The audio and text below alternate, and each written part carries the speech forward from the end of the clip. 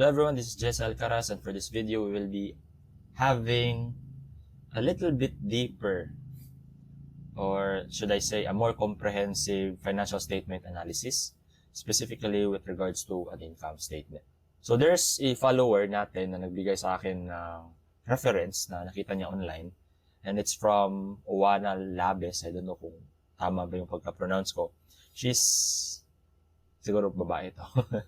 Okay, she's also a CPA and also a holder of master's degree in business administration. And I googled it and I was able to check this video, this reference na trace ko siya sa LinkedIn. So it's a LinkedIn post. And may pinakita siya ditong comparative income statement. When we say comparative income statement, it's an income statement contains two financial statements from different time periods. So in this case, 2020 and then 2021. And if you've noticed, yung present, okay, or yung recent date, it's on the left. And then yung previous year, it's on the right. So don't be confused with that. So ito yung recent and then ito yung last one.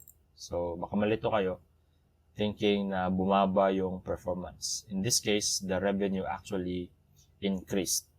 So, and then, at the same time, meron siyang mga notes dito sa gilid that ito yung mga dapat tignan sa income statement, what they are implying, and how to address such concerns. So, kunwari, itong consistent growth. So, this refers to the revenue. So ideally, the revenue should be increasing. Yun yung hinahanap natin sa revenue dito sa income statement. So from 443,000, by the way, this is in millions, meaning this is 143, and then meron pa yung 6 zeros.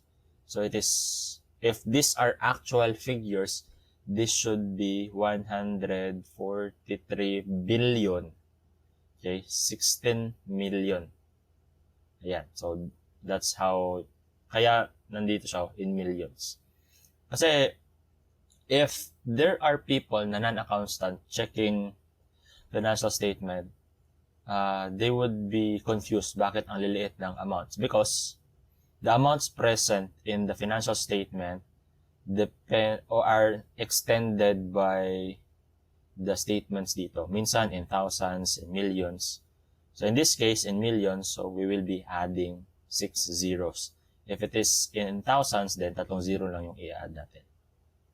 Okay, nevertheless, let's go back. So in 2020, the total revenue is 143.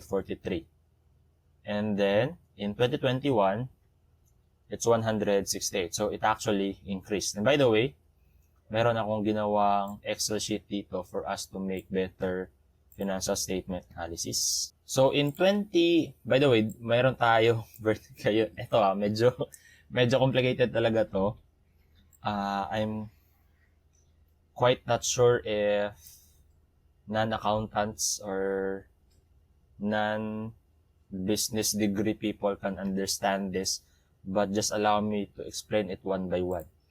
So, I have translated or I have encoded these figures in an Excel format. Ito yung 2021, ito yung 2020. And then, gumawa ako ng dalawang analysis here. Nagdagdag ako ng dalawa. We have the vertical analysis and then the horizontal analysis. For the vertical analysis, ang ginawa natin dito is translate natin into percentages ang item in the income statement in relation to the total revenue. So, the total revenue is our denominator. Kaya 100% ito. And if you can see, for 2021, 42%, okay? 42% of our sales came from products and 57% came from services. Yung cost of sales naman in relation to product represents 10%. Itong sa service, 20%. So basically, the vertical analysis takes the items, the different items in the income statement and dinidivide niya sa total revenue to get its percentage. Yung percentage niya in relation to the total revenue. For example, the general administrative expense, nandito siya, 3.04%. This means that the general administrative expenses only represents 3% of in relation to our total revenue. And then, kunwari ito, research and development. It's only 12% of our sales. Whether or not it's small or not, depends on the industry kung saan ka nag-ooperate. So the percentages in the vertical analysis differ from industry to industry. So may mga industry mas malaki yung mga research and development percentage nila. Meron din iba na mas malaki yung sales and marketing.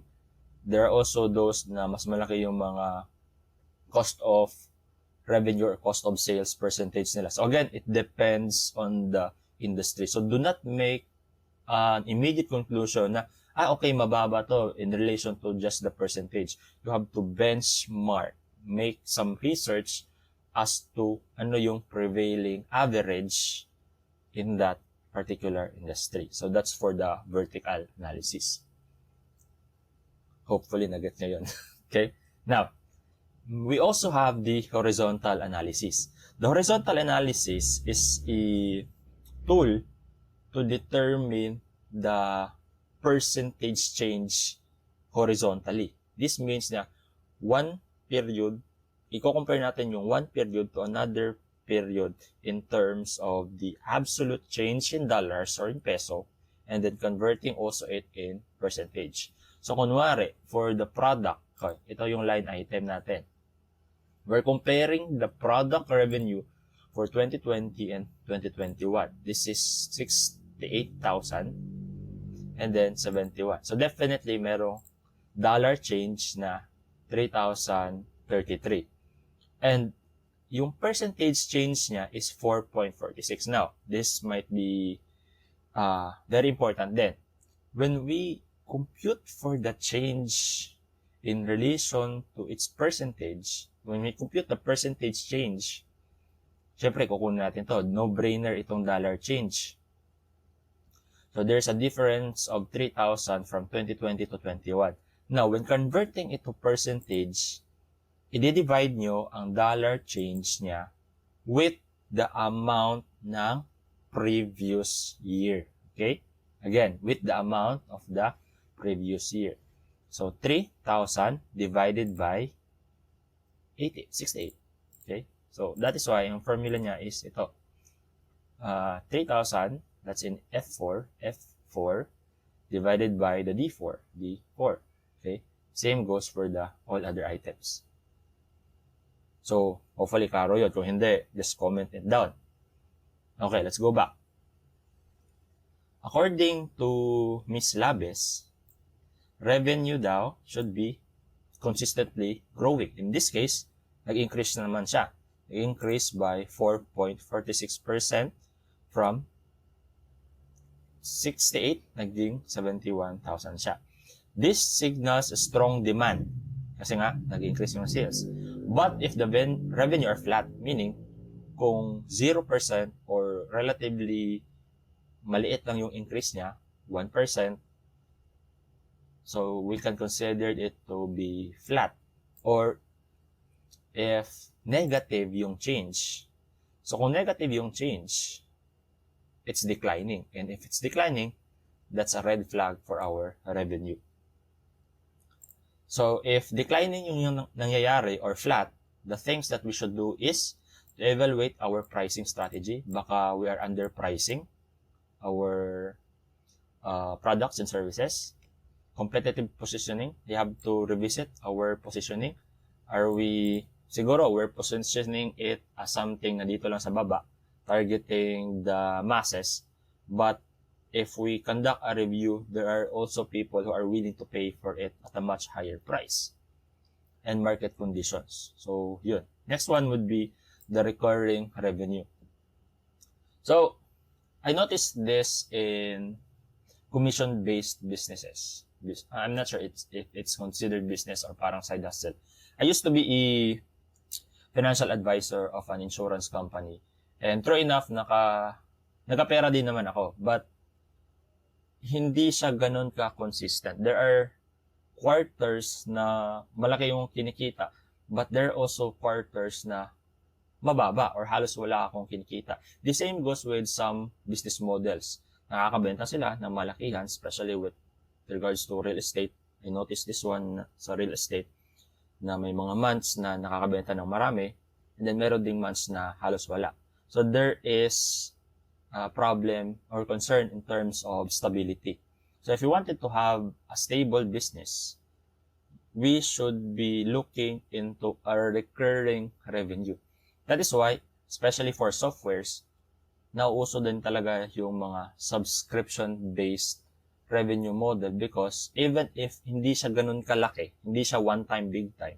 For example, Netflix.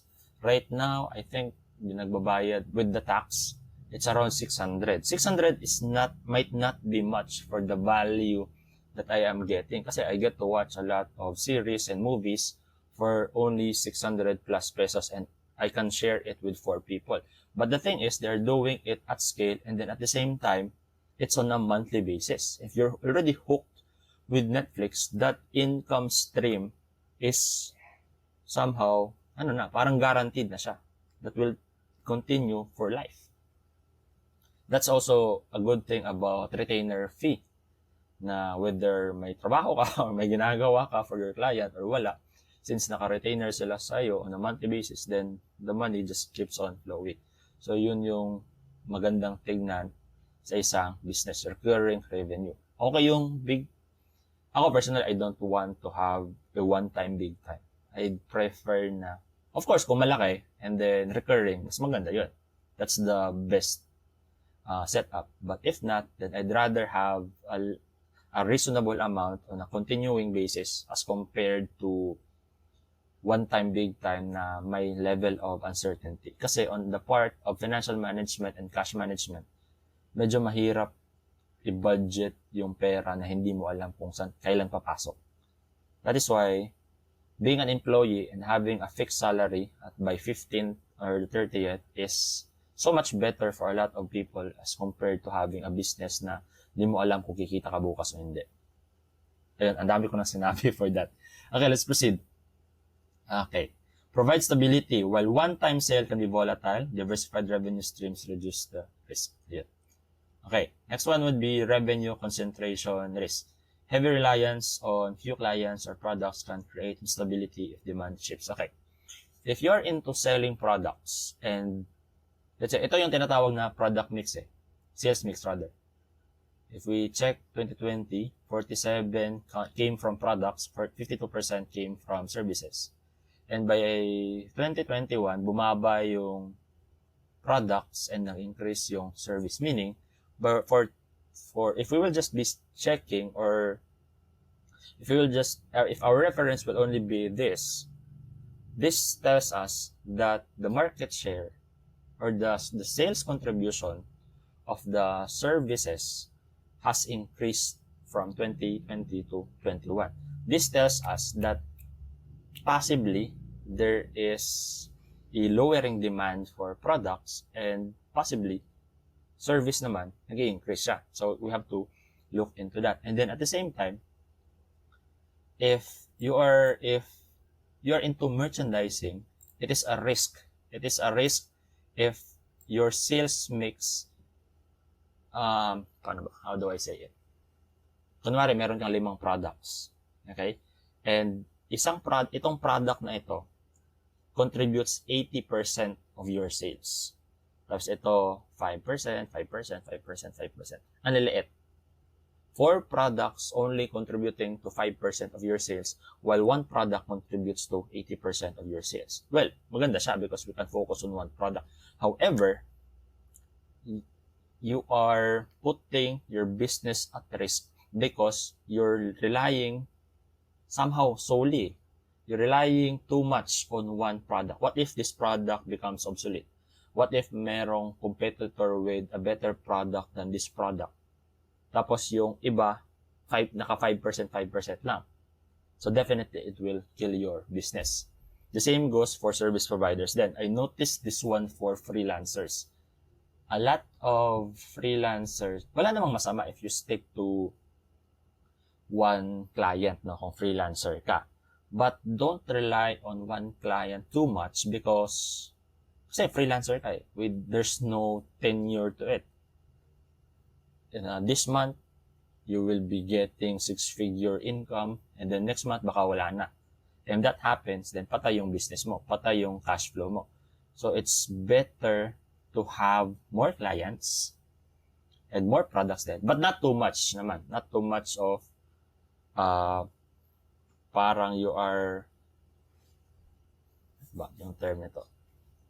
You're spreading yourself too thin by having too much client and too many products. Or again, it's just a balance. Ayan, heavy reliance on few clients or products can create instability if demand shifts. So that's it for revenue. Okay, now let's now go to gross profit. So a decline in gross margin. Okay, take note. Gross margin is the difference between our cost of sales and our selling price. Basically, mura na siya, sorry, nabisaya ako, no? Mura na siya gansa, no? Or patong ni mo. Or ito yung tubo mo. Ito yung cost mo. Ito yung capital mo. And then, ito yung selling price mo. So it's the difference between the capital and the selling price. That's our markup. That's the margin. Kung margin naman, we're talking of the percentage in relation to the selling price. Basically, ito yung tubo. Okay? A declining gross margin may indicate rising cost. So in our sample financial statement, yung gross profit natin is 67 in 2020, naging 68 siya. Nag-increase naman siya kahit papano, but very slim, 1.15% lang. Okay? However, if you look at the product and services contribution, the products from 11% naging 10% siya. So, bumaba yung cost of revenue ito the cost of revenue. So, nag-increase yung yung cost of revenue or the cost of sales decreased. So, this is a good thing for our product. If you notice ito, so there is a change, 13%. Nag-increase ba? Yes, nag-increase. Nag-increase yung dollar amount. But in terms of its percentage in relation to total revenue, nag-decrease siya. Baka nalito kayo. Okay. How do I explain this one?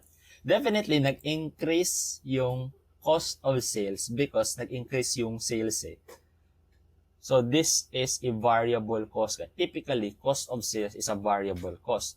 And variable cost increases as your sales increase. So, it is really expected that in terms of dollar change, mag-i-increase talaga yan. However, in relation to our total revenue, okay? Although yung total revenue natin it's a mix In relation to our total revenue, from 11.20% naging 10.84% na lang. Meaning, nag-decrease yung nag-decrease yung cost of sales niya in relation to the revenue for that particular year. And that's a good thing. That's a good thing. Okay? But, sige, let's check its, let's check the cost of sales. Tapos, ibabangga natin siya sa product. Ay, sorry.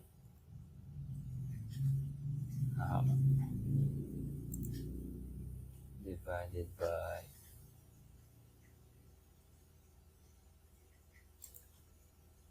okay, it's 23. And dito naman, it's 25. Okay, nag-increase pala. Okay. So, nag-increase yung cost of sales ng product itself. So, it's a bad thing. Okay? It's a bad thing. What about for service? Okay, let's check the service.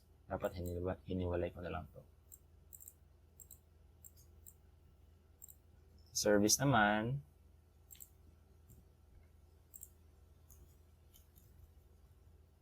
okay, sa service maganda. Because from 40, nag-increase yung nag-increase yung service. From 74 naging 97. So nag-increase yung volume, yung sales ng services. And then at the same time, the cost of sales or the cost of service decreased in relation to its revenue. From 40% naging 35% na lang siya. Unlike sa product kanina na 23 nag-increase to 25. So, ano na yung mga observation natin so far? Nag-increase yung sales mix natin for the service, and then at the same time, the cost of service has lowered down, has decreased. Therefore, since nagbaba yung cost of service natin, mas lumaki yung margin natin. And again, that's a good thing.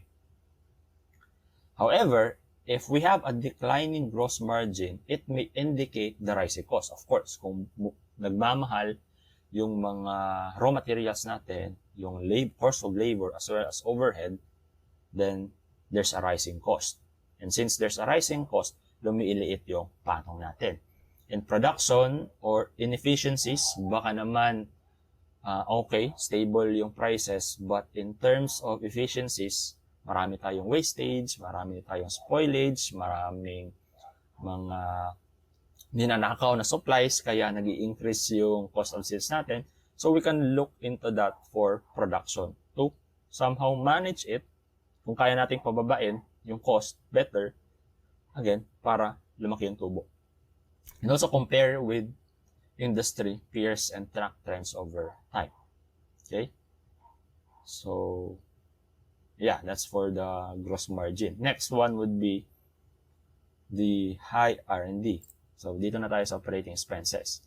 In terms of R&D, bumaba yung R&D natin by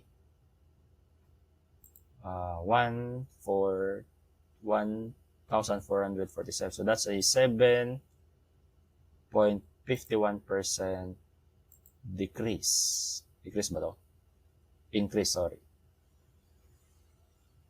Okay?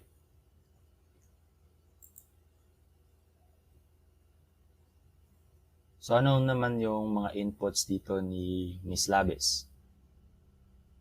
High R&D spending can fuel innovation. By the way, for those na hindi alam ano itong R&D, expenses in R&D is something that is, these are expenses to improve our product, to improve our delivery of services.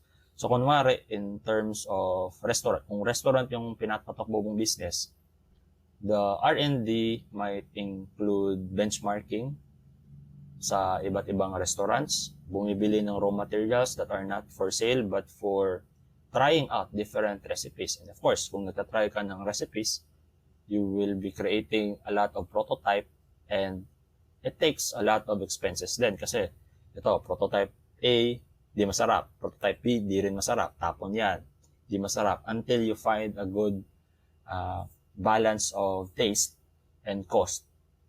And again, may mga expenses associated dyan. So, yun po yung R&D, Research and Development. Can fuel innovation, but if it's not translating into revenue growth, it may indicate poor capital allocation. So, R&D is good because it allows our business to innovate, to create better products and services. But if it's too much, tapos hindi naman siya nagtatranslate into products that can sell and provide us profit, then it might be something that nasasayang lang yung mga resources natin. So in this case, somehow, medyo stable lang yung budget nila for research and development. And although may increase, it's minimal. Marketing. So high spending should yield a proportionate revenue growth. Otherwise, assess ROI and customer acquisition cost. Okay. ROI is the return on investment. Basically, profit ito in relation to our capital. And meron tayong tinatawag na CAC. Okay? Si Alex Hormozi, if you're watching Alex Hormozi's videos, maririnig nyo to na binabanggit niya every time. CAC, Customer Acquisition Cost. So this is the cost that are associated with acquiring new customers. So, kunwari, you have spent 100 pesos to acquire a customer that has paid 1,000 pesos. So, in that case, yung cost of acquisition mo is 10%. The 100 pesos, and then in relation to the sales na na-generate mo, it's 10% of the sales. Okay, let's check the sample financial statement. Sales and marketing, 19,000, naging 20 siya. So, halos stable lang. There's only a 2.65% change. Ayan. If revenue grows but operating expenses grow faster, profitability may not be sustainable. Ensure the company benefits from the scale. So, our operating expenses from 30 naging 27% siya. So, it's a good, is it a good thing? Yung dollar value niya nag-increase. Okay?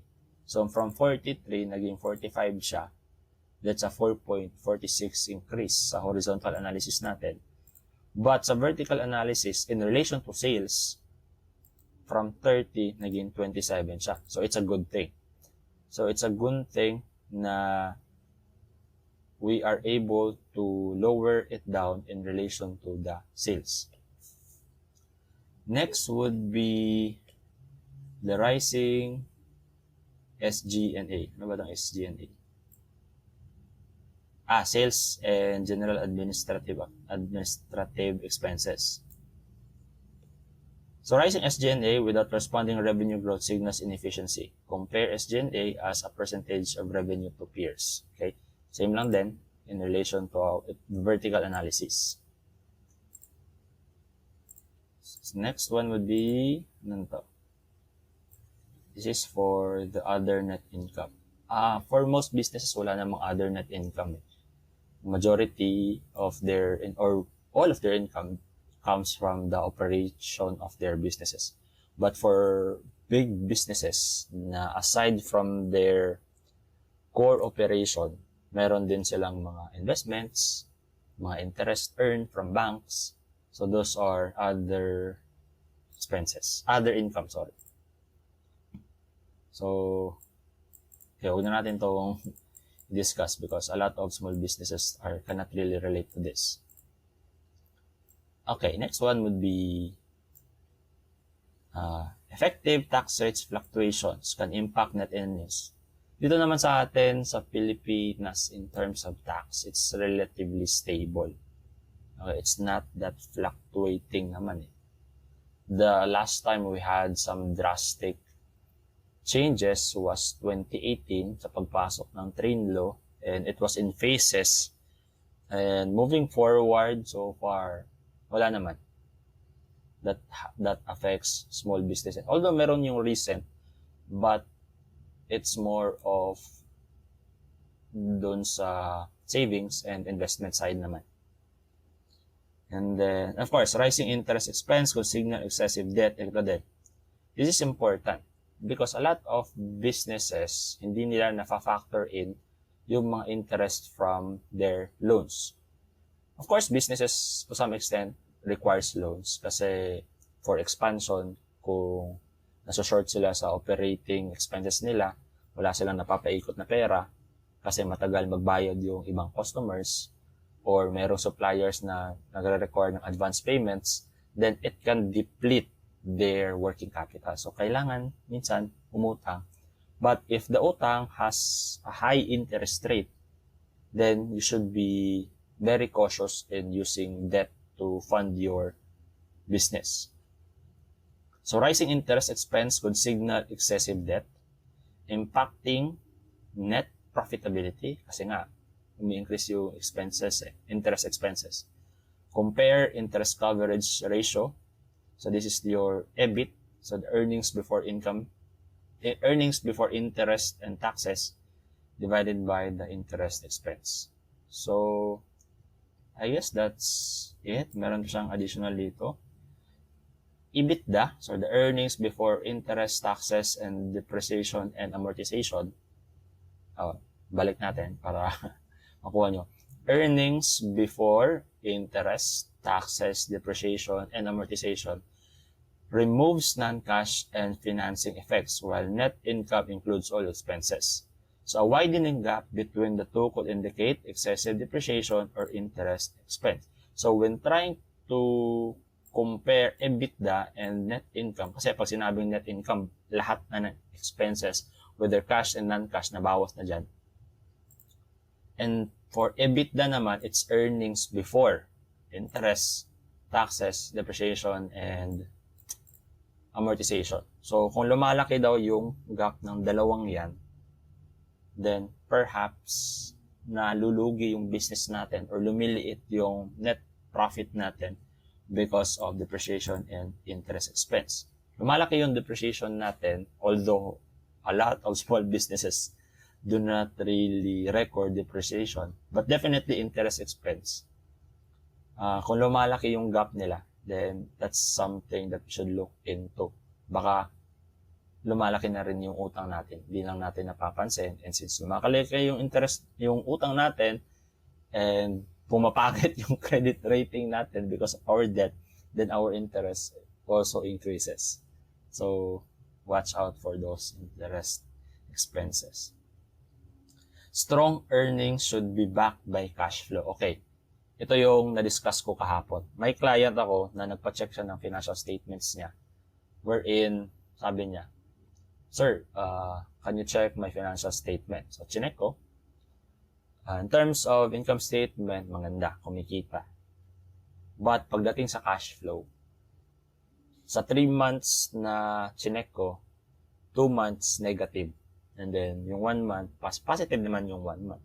But sa 2 buwan na nagne-negative ka, most likely, you will be forced to take on loans.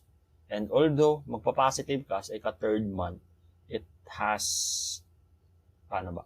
Hindi mo siya nabawi eh. Hindi mo siya nabawi kasi nung mga buwan na nagka-negative cash flow ka, nag-umutang ka. And since umutang ka, nadagdagan yung interest mo. So, hindi mo siya nabawi because there are additional expenses pagdating ng 3rd month mo.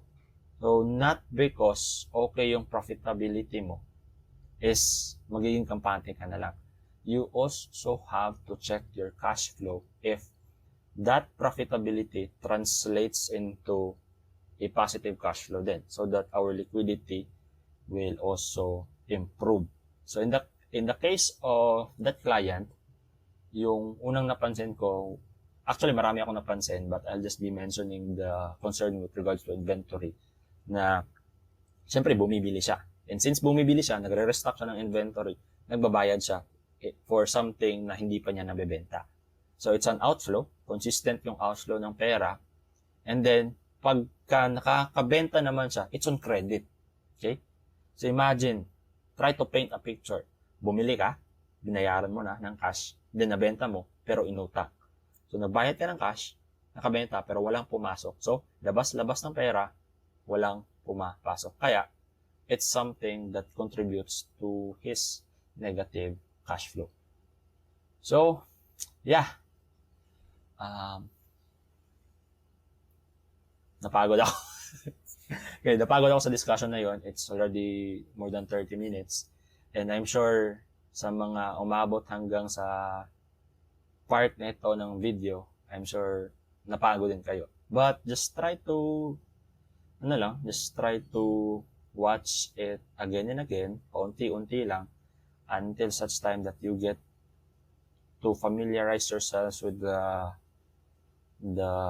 mainly the terms because maraming terms na possibly hindi nyo pa maintindihan, but as you repeat the video and as you traverse your entrepreneurial journey, hopefully, my hopes is that maintindihan nyo rin siya in order to